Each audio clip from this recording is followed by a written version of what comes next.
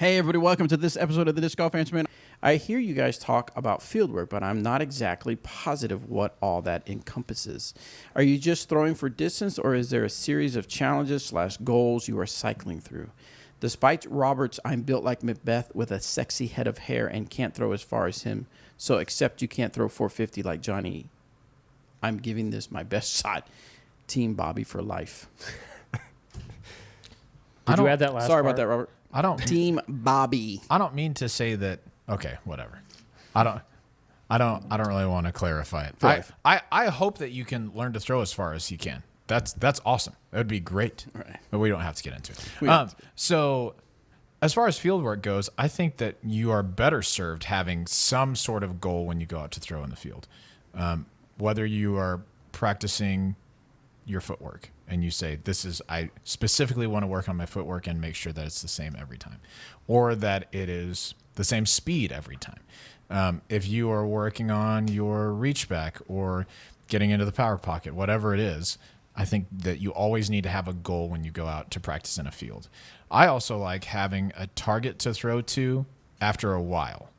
So I'll put something out at 300 feet and just try and land every disc as close to that as I can, just to work on my speed control. Mm-hmm. You know, to be able to throw a 13 speed 300 feet and a putter 300-ish feet, that's a huge skill to have, because that opens up a whole lot of different shot shapes that you can throw and shot speeds that you can throw for a given situation. I also like to throw, if I'm near a basket, I'll do field work where I get as far away as I think I need to, throw shots to that basket and go putt from there. Then maybe throw forehands away, then throw approaches back and putt from there. There are a lot of different things that you can do, but I don't think just going and throwing as hard as you can for half an hour is necessarily going to benefit you in the best way.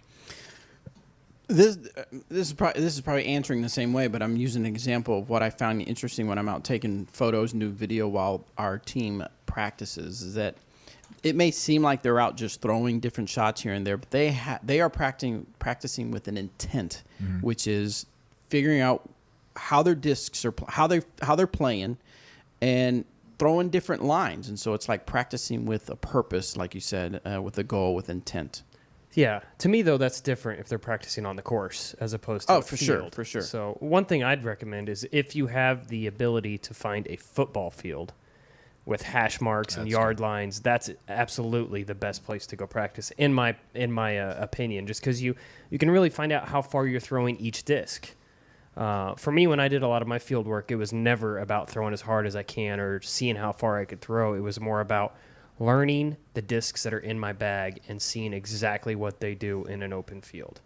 And knowing, okay, well, this EMAX is going to turn to the right a little bit more and hold over a little bit longer. So I know when I'm in a game time scenario, that's the one I want to reach for. So for me, when I'm doing field work, it's more of figuring out what the discs are doing as opposed to working on anything in particular.